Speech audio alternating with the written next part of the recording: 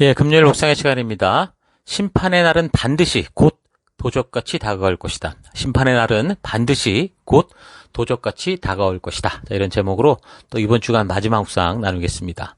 자, 우리가 지금 살피고 있는 요한계시록 14장은 이 계시록의 스토리 라인으로 살펴보면 현재 그 12장, 13장, 14장이 11장에서 연결되는 이야기가 아니라 인류 전체의 그 역사를 압축적으로 보여주는 부분이라고 그랬습니다. 그래서 12장에서는 하나님의 창조의 세계를 욕심의 세계로 몰아넣는 그 사탄의 존재, 그 영적인 전쟁으로부터 어떤 원인이 있었는지 그 원인을 알게 해주고, 13장은 그래서 그 사탄이 어떻게 인류 속에 개입해서 사람들의 본능과 욕심을 자극해서 결국 자기와 같은 지옥의 동반자를 만들려고 하는지, 그래서 어떤 이런 세속의 힘, 어떤 것을 가지고 이 세상 혼란에 빠지는지, 그래서 뭐 두 짐승의 이야기도 우리가 살폈던 그 과정에 대한 얘기들을 우리가 살아가는 이 세상의 그런 이유들을 알게 하는 그런 내용이 있었고요. 그리고 우리가 이번 주간 살펴온 이제 14장에서는 그렇게 이제 본능과 욕심대로 살아간 세계와 그렇게 주도했던 존재들이 결국은 어떻게 되느냐, 이걸 보여주고 있는 그 부분이라고 그랬습니다. 그래서 12장, 13장, 14장을 잘 살펴보면 사람들이 최고인 것처럼 살아가는 이 땅은 결국 소망이 없는 땅이고, 그래서 결국 파멸의 땅이 될 것이라는 사실을 확실하게 알 수 있는데, 그러니까 이제 천국을 향해 가는 이 땅을 살아가는 성도들은 이 세상이 추구하는 본능과 욕심대로 사는 가치와 다르기 때문에 삶에서 항상 핍박과 박해와 유혹과 미혹의 거친 파도를 만날 수밖에 없는 것이라는 사실을 우리가 살핀 거죠. 그래서 성도는 하늘 소망을 잇는 순간, 우리가 하늘에 속한 백성이다라는, 우리에겐 영원한 쉼의 길이 있다라는 것을 잇는 순간 결국은 이 세상의 욕심에 휩쓸리고 본능대로 살고자 하는 그런 미혹에 휩쓸릴 수밖에 없다라는 거예요. 성도로서 우리는 하나님의 말씀이 삶의 유일한 기준이 되는 그런 싸움을 그래서 날마다 해야 됩니다.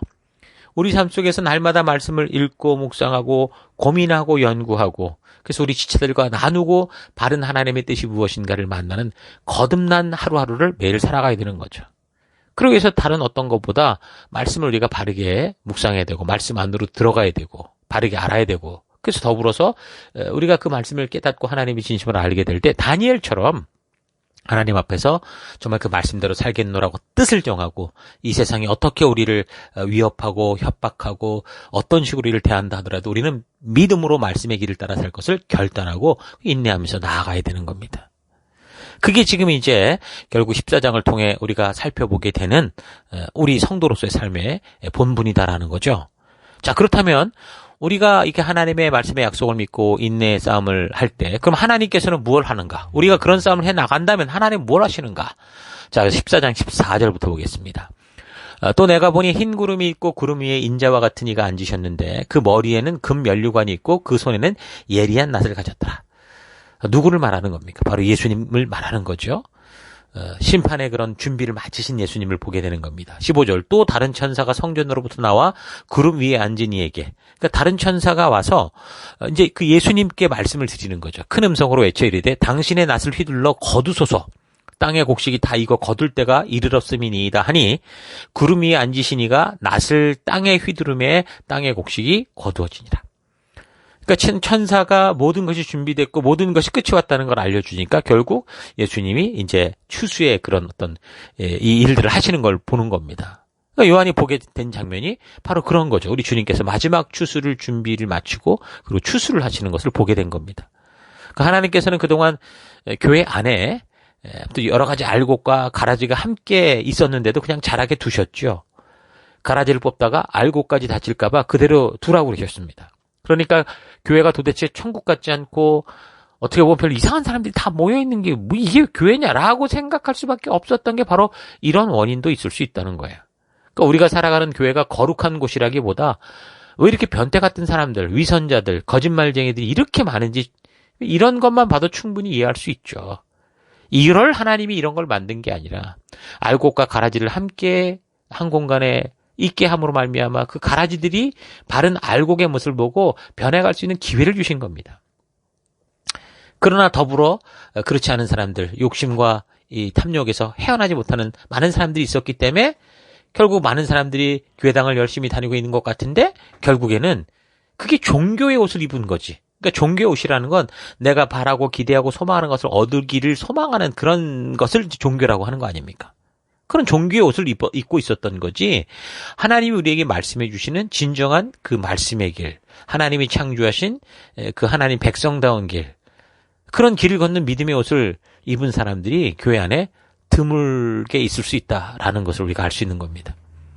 뭐 찬송을 부르고 기도를 감동적으로 하고 유창하게 막 해가지고서 사람들의 마음을 흔들고 신비한 능력도 체험을 하고 그렇게 평생을 교회를 다녔는데도 도대체 성도들의 삶의 기준이 돼야 되는 그 말씀, 하나님의 의도는 모르고 심지어 관심도 없고 그 결과 말씀대로 행함이 없고 종교적인 일들만 가득한, 정말 종교에는 열심인데 하나님의 뜻과는 멀어 있는, 그러니까 겉은 무성한 무화과나무 같으나 속에는 아무런 열매도 없는 그런 존재들이 있을 수 있다. 오늘 교회 모습이 바로 그런 모습이다라고 말해주는 겁니다. 교회 오면 말을 잘하는 사람들이 얼마나 많습니까? 물론 하나님의 진심을 알고 하나님의 온전한 뜻을 한 거듭남이 있기 때문에, 복음에 대한 확신과 사랑이 있기 때문에 그것을 전하기 위해서 잘하는 분들도 있죠. 그러나 어떤 사람들은 말만 잘하는 사람들도 있습니다. 그러니까 말만 잘하는 사람들의 특징이 뭡니까? 그냥 말하는 걸로 봐서는 우리가 구분을 못할 텐데 뭘 가지고 알 수 있냐는 거죠. 그들의 특징은 뭡니까? 작은 순종조차 버거워한다는 겁니다. 말은 좋아하지만 순종은 어려워요. 자기가 하고 싶은 일에는 막 없던 시간도 생기고 말씀대로 순종하는 일에는 끝없이 변명과 핑계만을 가득한 그런 삶을 살아가더라는 겁니다. 헌신을 해도 자기가 마음에 들지 않으면 안 해요. 자기 스타일이 아니면, 내가 주도하지 않으면 안 하겠다는 거예요. 부르신 사명이기에 인내하며 하는 게 아니라 내 마음에 안 든다고 안 하는 그런 태도를 가지고 있어요. 헌신을 하다가도 자기 마음에 들지 않으면 마치 판을 엎어버리듯이 그 하나님의 일조차 다 팽개쳐버리는 거예요. 처음에 으쌰으쌰 하다가 뭔가 자기 생각대로 안 되고 자기 뜻대로 안 되고 자기의 그런 어떤 그 방법대로 안 되는 것 같으면 다 그냥 깽판을 놓는 거죠, 말하자면. 근데 무서운 것은 그런 가라지들이라고 할까, 그런 사람들이 스스로가 그런 일을 하고 있다는 걸 모르는 경우가 많다는 거죠. 그러면서도 묵묵히 약속을 함께 지키고 작은 일에 순종하며 걷는 그런 알곡들을 막 조롱하고 모욕하고 뒷말하고, 그러니까 자신이 말씀대로 행하지 않으니까 마음이 찝찝해서 그런지 자기뿐만이 아니라 다 그냥 파토 넣는 파토. 다 순종하지 못하도록 말싸움 걸고 게으른 타협만 하고 뭐든지 안 된다고 하고 다 지금 하고자 준비된 그런 분위기에서 다 그냥 마음을 이게 그냥 확 떨어뜨리는 그런 일들을 하고. 여러분, 그런 존재들에 대한 예수님의 명령은 분명히 있습니다.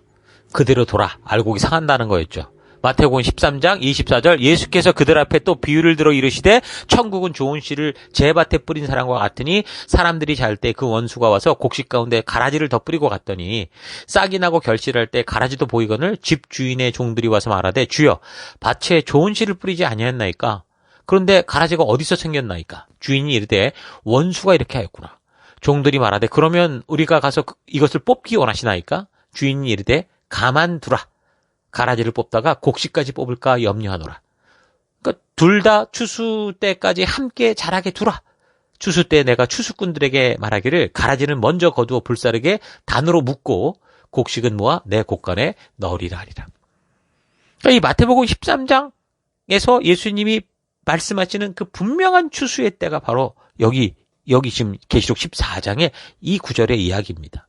알곡과 가라지를 구분하는 타작기계처럼 환란과 박해는 말세의 진짜 성도와 가짜 성도들을 계속 구분하죠. 그 고통과 이 도미티아누스 황제의 시대에 그런 때 누가 교회 안으로 들어오겠습니까? 교회 안으로 들어온다면 진짜 믿음을 가졌거나 아니면 착각하고 들어왔거나 그런 종류겠죠. 사실 오늘날도 그런 도미티아누스의 박해 같은 일은 없어도 교회 안에 들어오는 경우가 딱 그겁니다. 진짜 믿음을 가지고 오는 경우도 있고, 그런 경우는 이제 말씀으로 점점 변해가고 말씀의 가치를 따라 하나님의 그 뜻을 따라가는 길을 가고, 그렇지 않은 사람들은 계속 자기의 욕심을 부풀리고 하는, 성경 어디를 봐도 그냥 뭐든지 복만 찾아가는 그런 기복의 신앙, 신비한 신앙으로 빠져가겠죠. 우리처럼 한국이나 호주에서 참 풍요의 그런 어떤 그런 이 나라를 풍요한 나라를 살아가는 이런 상황에서 사실 교회 안에 모여있는 사람들 속에 진정한 알곡과 가라지가 누군가를 구분하기는 쉽지 않습니다. 이 사람이 이상하게 어려울 때는 참 풍성함을 위해서 참 그렇게 열심히 애쓰고 노력하는데 사람이 풍성해지기 시작하면 대부분 다 이상하게 또 이 계곡으로 떨어지게 되는 경우가 많죠. 그러니까 알곡이 되기 힘들다는 겁니다. 근데 지금 우리가 살아가는 한국이나 또 뭐 여기 호주 같은 경우 그냥 전체가 다 풍요한 그런 삶이잖아요. 그러니까 이런 상황에서 스스로를 바르고 온전하게 하나님의 가치를 따라 살게 하는, 그러니까 스스로 광야의 길을 걷게 하는 그런 삶이 쉽지 않고, 우리가 조금만 정신 차리지 않으면 나도 모르는 사이에 그냥 이 세상의 흐름, 이 편리, 이런 그런 속으로 그냥 휩쓸려가지고 거기에 세상에 표류하는 인생이 될 수 있는 겁니다. 부자가 하늘나라에 들어가는 것이 낙타가 바늘기로 들어가는 것보다 어렵다고 말씀하신 것은 부자가 나쁘다는 게 아니라 그만큼 이 땅에서 누리는 풍요라는 거, 이것이 사람들로 하여금 결국 천국의 소망이 아니라 이 땅을 천국으로 만들려는 그런 욕심에 빠지게 해서 결국 이 땅에서 사는 것에, 이 땅에서 사는 게, 잘 살고 잘 먹고 잘 사는 게 그게 전부 목표고 목적이 되는 그런 함정으로 빠지기 때문이라는 거죠. 풍요의 삶에서는 사람들의 마음속에 있는 진실한 의도를 볼 수가 없습니다. 그래서 시험과 박해와 이 시련은 사람들의 마음에서 그런 불순물을 제거하고 그 사람의 모습 그대로를 보여줄 수 있게 하죠.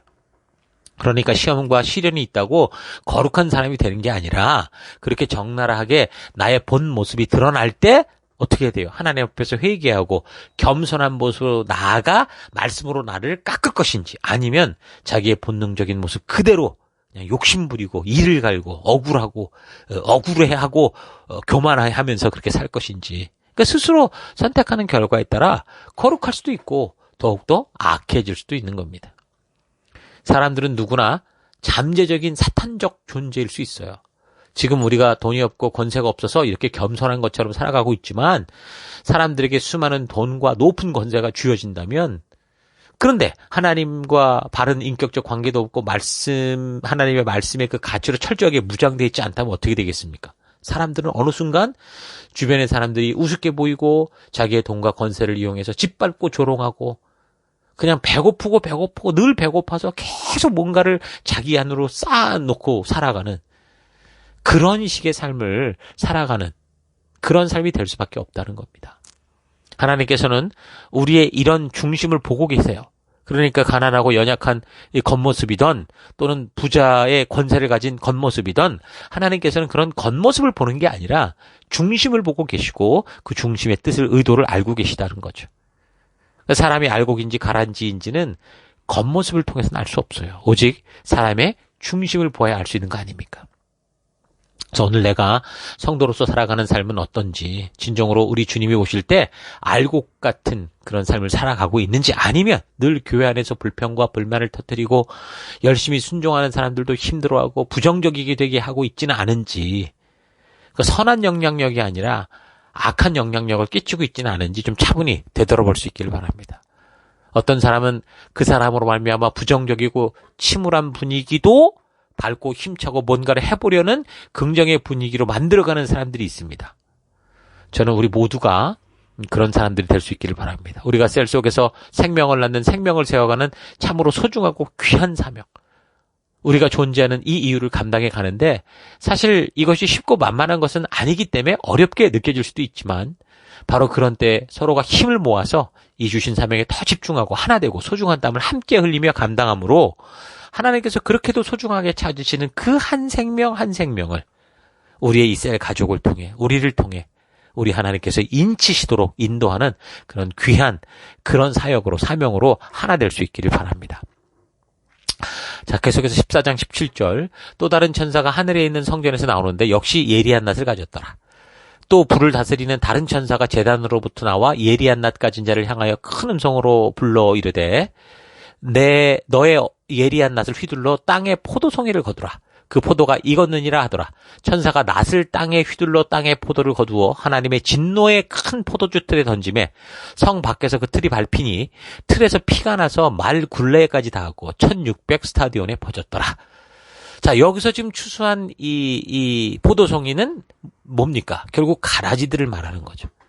한 천사가 예리한 낫을 가지고 이 포도를 거둬라. 이 가라지들을 이제 한 대 묶어서 모아라. 그 하나님의 진노의 큰 포도주 틀에 던져 넣게 하죠. 그리고 그 틀 안에서 마구 짓밟습니다. 그러니까 분노를 쏟아내는 거죠. 그래서 그 틀에서 피가 나는데 어찌나 많은 피가 흘러넘치든지 말굴레가 어디냐면 말을 제어하기 위해서 그 입에 제갈 같은 거 물리는 거 있잖아요. 끈을 묶어내는 거기를 말하거든요. 그러니까 거의 말 꼭대기만큼 그 깊이만큼 이 피가 올라찼고 거기다가 이 길이로는 지금 1600 스타디온인데 이거를 키로로 따지면 320km가 퍼져나갔다. 요한이 본 걸 그대로 적고 있는 겁니다. 이게 뭡니까? 하나님의 심판, 진노의 대접이 쏟아지는 무서운 심판은 반드시 있을 것이고 또한 용서가 없는 그런 심판이다라는 사실을 확실하게 말해주는 거죠. 하나님께서 창세 이후로 인간들의 배은망덕한 행위와 악독한 죄악을 참고 참아오시다가 마침내 하나님의 진노가 쏟아지는 날. 그 진노의 대접에는 어떤 다른 불순물, 희석하는 게 하나도 없다고 그러세요. 진노 액체 그대로. 그게 쏟아지는 날에는 그 악한 사람들의 시체를 마치 농부가 포도즙 틀에서 포도즙을 짜듯이 그렇게 아주 그냥 하나도 형체를 알아볼 수 없도록 그렇게 반드시 심판하신다. 이런 사실을 상징적으로 보여주는 거죠. 이것이 이제 우리가 지금까지 살핀 14장의 마지막 장면인데 이 장면이 바로 이제 11장에서 7번째 나팔이 불려질 때 나누어진 불이 섞인 유리 바다를 중심으로 나누어진 불신자들, 가라지들에게 쏟아지는 그 최후의 진노, 하나님의 7 대접, 분노의 그 대접이 쏟아지는 그런 장면. 그게 이제 이렇게 여기서 이제 연결이 되는 겁니다. 요거 이제 16장에 이제 얘기를 하니까 우리 그것도 살펴가도록 하겠습니다.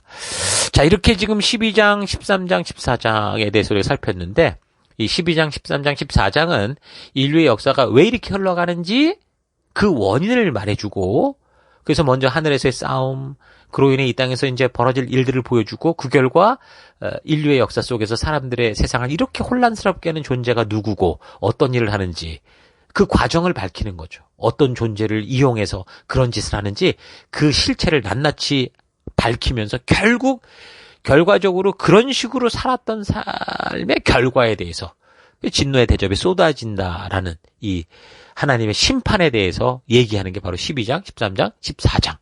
그래서 역사적 과정, 원인, 결과를 압축적으로 보여주는 그런 내용인 겁니다. 그래서 이 큰 그림을 여러분이 잘 이해하시면 계시록의 이제 전체를 또 이해하는 그런 눈들, 각 장마다 이게 어떤 부분이겠구나. 아마 그런 것들이 여러분 안에 잘 기억이 될 거고 더불어서 지금 이 시대를 살아가면서 그렇다면 우리가 과연 어떤 삶을 살아가야 되는가라는 그런 분명한 하나님의 백성다운 삶의 지혜도 얻게 될 겁니다. 자, 오늘 하루 성경은 분명 심판이 있다고 말씀하고 있고 그 심판의 날은 점점 다가오는데 사실 내가 언제 죽을지 모름에도 불구하고 나는 마치 이 세상이 모든 것인 것처럼 이 불에 타 없어질 이 땅에 나의 것을 늘리는 일에만 집중하며 살고 있지는 않은지 아니면 정말 그날 주님의 오실 날을 기대하고 소망하며 이 땅에서 걸어야 되는 우리의 길, 빛과 소금된 삶을 살아가고 있는지 좀 깊이 되돌아볼 수 있길 바랍니다. 나 또한 아무리 목사라고 해도 내 안에 교만과 악독과 시기와 질투와 분냄들이 순간순간 올라오는 것을 봅니다. 그래서 말씀으로 하루하루 매 시간 매 분마다 나를 잘 채우지 않으면 육신의 본능이 나를 자극하고 사탄과 꼭 닮은 짓들을 성직자의 탈을 쓰고 행하게 되는 이것을 참 부인할 수가 없죠. 그래서 알곡과 가라지라는 것이 분명 우리가 믿음으로 예수님 앞에 나올 때 알곡된 존재인 것은 알지만 알곡이라고 생각하며 살아가는 동안에도 가라지보다 못한 삶을 살게 되는 것을 볼 때 이게 알곡이냐 가라지냐 이게 단번에 결정되는 건 아니라고 봅니다. 어떤 행위를 통해 알곡이래가 그 말을 하는 건 아니에요. 백성답게 사느냐 아니냐. 결국은 doing의 문제가 아니라 being의 문제는 분명하거든요. 그러나 being의 문제가 온전치 않을 때는 결국은 내가 누군지에 대한 하나님의 부르심을 오해하고 자기의 생각대로 착각 속에 빠져 있을 수 있다라는 겁니다. 그러니까 사람은 자칫 알곡인 것 같다가도 어느 순간 가라지처럼 될 수도 있는 그런 존재라는 것을 우리가 기억해야 되는 거죠. 그래서 성도와 교회가 또 목사와 리더들이 하나님의 말씀으로 날마다 나를 철저히 무장하고 새 사람의 옷을 바르게 입지 않는다면, 그래서 옛 사람의 모습이 여전히 살아서 본능대로 막 살게 한다면 그 교회는 사탄이 모이는 교회가 될 것이고 그 성도들은 바로 사탄의 군대와 같은 곳이 되겠죠. 그렇게 되면 교회에 나와서 생명을 얻고 쉼을 얻는 게 아니라 교회에 나와서 시험에 들고 욕심대로 사는 고집쟁이가 되고 세상보다 못한 종교에 부패한 그런 아주 그냥 썩은 그런 어떤 부패한 그런 함정이 되고 말 겁니다. 자, 주님의 심판의 날, 우리가 말씀 따라 믿음으로 살아가며 겪는 핍박과 유혹이 끝나는 날, 참된 쉼을 얻는 날이 우리에게 반드시 있다라는 거 잊지 마시고요. 내 삶의 곳곳에서, 보냄을 받은 여러분 삶의 곳곳에서 진정한 알곡된 삶, 빛과 소금된 삶, 누룩과 같은 그런 하나님의 그런 이 향기를 내는 그런 거룩한 삶 될 수 있기를 주의 이름으로 축원합니다. 자, 오늘 하루도 힘내십시오. 잠시 기도하겠습니다. 하나님의 심판의 날, 말씀대로 살아가며 이 세상을 역류하여 살아온 모든 수고가 끝나는 날이 있음을 알게 하시는데 이 세상과 역류하는 인생이 아니라 오히려 함께 섞여 급류가 되어 흐르며 마치 영원한 세계가 없는 것처럼 나의 만족과 유익을 위해 살아온 삶을 회개합니다. 하나님이 감시자처럼 나를 보고 있어서가 아니라 내가 하나님의 자녀 되었기에 진정으로 하나님의 자녀답게 주의 길을 따르며 하나님께서 주신 그 가치를 따라 즐거이 살아가는 내가 되기 원합니다. 말씀으로 바르게 깨어 예수의 피로 거듭난 새 사람답게 살지 않으면 어느 순간 내가 사탄이 될 수 있고 교회가 사탄의 군대들이 장난치는 곳이 될 수 있다라는 거 잊지 않고 더욱더 말씀으로 깨어 그 말씀을 소중히 여기며 그 말씀의 가치를 따라 그 말씀을 따라서만 살아가는 내가 되기 원합니다. 하나님의 심판의 날은 반드시 올 것입니다. 종국사적인 종말의 심판의 날만이 아니라 오늘 내가 이미 주님께 가까이 다가와 있는 그 종말에 다가와 있는 존재다라는 거 잊지 않고 오늘도 겸손히 믿음의 길을 걷는 그런 하루 되기를 간절히 바라옵고 예수님 이름으로 기도했습니다. 아멘.